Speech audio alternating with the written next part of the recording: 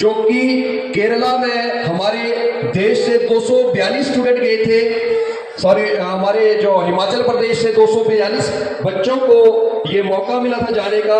5 दिन डिस्ट्रिक्ट सोलन से 21 बच्चों में ये बच्चा भी शामिल था। जोरदार तालियां। हमारा जो एनुअल प्राइज डिस्ट्रीब्यूशन फंक्शन है वो हमारे विधायक माननीय श्री राम कुमार चौधरी जी के कर कमलों के द्वारा हो रहा है। सबसे पहले जो हमारे एकेडमिक्स प्राइजेस हैं उनकी जो फर्स्ट पोजीशन बच्चों की 6th to 12th आई है, वो बच्चे जिनका मैं नाम अनाउंस करूंगा काइंडली स्टेज पे आए। Aryan Kumar 6th A first position, Ayshika Singh 6th B। चलिए ये बच्चे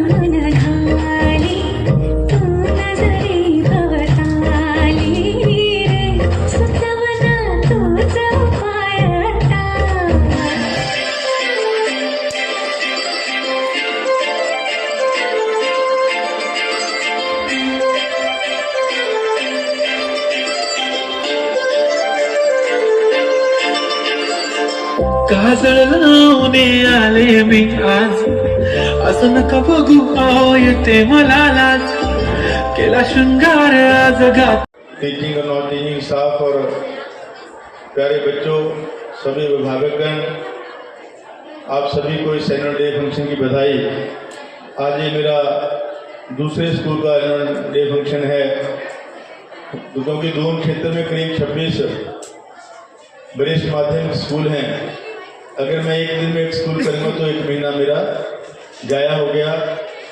और विधायक का समय जो है वो अपना नहीं, वो जनता का समय होता है। इसलिए मैं स्कूलों में कह देता हूँ कार्यक्रम स्टार्ट कर लो, मैं 1-1.5 घंटे के लिए आऊँगा और प्राइज डिस्ट्रीब्यूट करके जो हमारे एकेडमिक के बच्चे हैं, स्पोर्ट्स के बच्चे हैं, तो उनका मनोबल करने के लिए मेरा जाना जो है वो ज़रूरी होता है। और एक ऐसा संदेश सरकार क्या कर रही है एजुकेशन में, मैं यहाँ के लिए क्या कर रहा हूँ, इन सब चीज़ों की जानकारी देना जो है वो ज़रूरी भी होता है। हमारी सरकार को बने कुछ दिन तक 3 साल हो जाएंगे, और जब मैं पिछली बार विधायक बना उस समय बहुत सारे ऐसे स्कूल थे, पिताजी ने प्रयास किया, बहुत सारे स्कूलों को अपग्रेड किया। यहाँ का भी स्कूल मेरे पिताजी के द्वारा ही +2 किया गया था। और बहुत सारे स्कूल ऐसे थे जो आज़ादी के समय के थे, कोई मिडिल था, कोई प्राइमरी था। उन सब स्कूलों को लगभग 36 स्कूल उस समय मैंने अपग्रेड किए।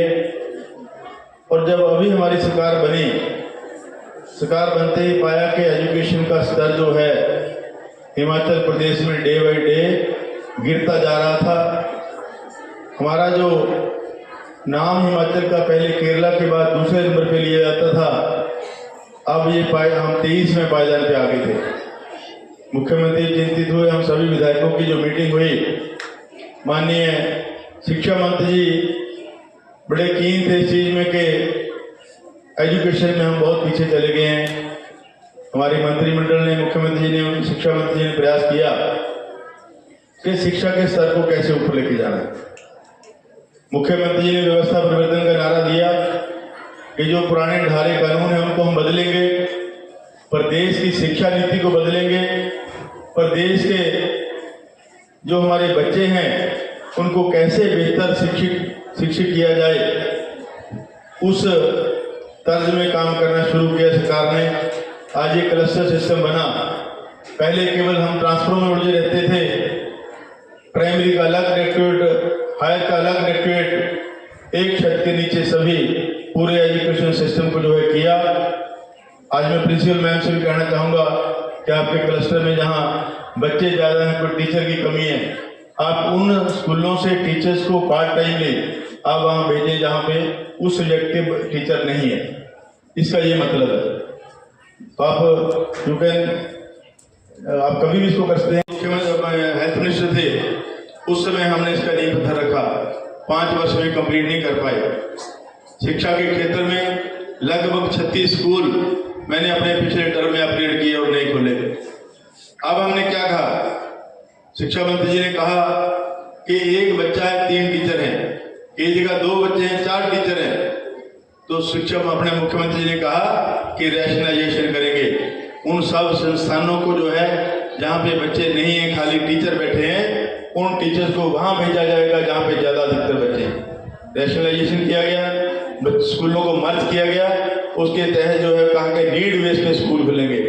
उसके तहत धूम क्षेत्र पहला ऐसा अग्रणी क्षेत्र बना जिसमें 3 नए स्कूल जो है कल मुख्यमंत्री जी उनका उद्घाटन करके गए हैं, खपड़िया, हरिपुर, सुनोली, सराज मजरा, लबाना एंड चक्का में। तो ये स्कूल अगले एकेडमिक सेक्शन से जो है वो काम करना शुरू करेंगे।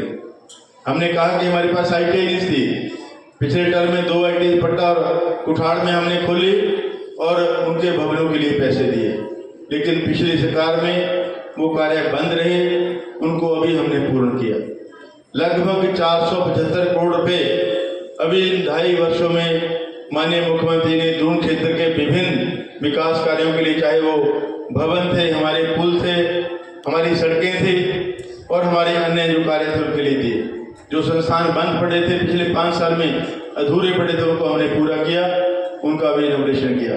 अगला टूर पहाड़ी एरिया का होगा जिसमें हमारा PMO ऑफिस चंडी का इनॉग्रेट होगा, कुठाड़ की ITI जिसमें लगभग 10 करोड़ रुपए खर्च किए गए उसकी इनॉग्रेशन होगी, हमारा पट्टा की ITI का इनॉग्रेशन होगा।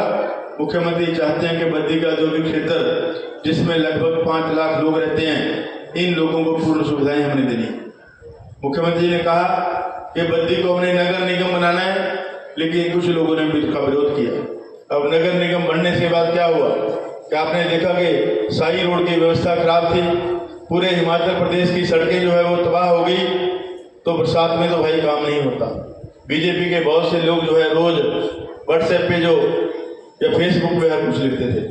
मैं उनको कहना चाहूंगा कि मैंने 1 महीना डिक्लेयर किया था, 1 महीने के अंदर जो है पूरे रोड रिस्टोर करके दूंगा और हमने अपने तय समय में, चाहे वो शाही रोड है, इवन जो नेशनल हाईवे रोड है जो भारत सरकार का रोड था, उसको भी हमने नब्बे से नालागढ़ तक जो टिच कर दिया, अब बद्दी से पिजौर तक हम उसको टिच कर रहे हैं।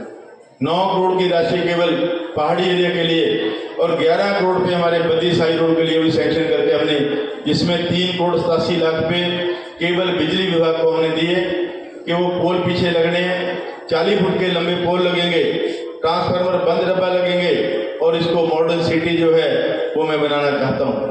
लगभग 5 करोड़ रुपए हमारे जो औद्योगिक क्षेत्र की हमारी सड़कें हैं उनको दोबारा से कारपेट करने के लिए हमने दिए।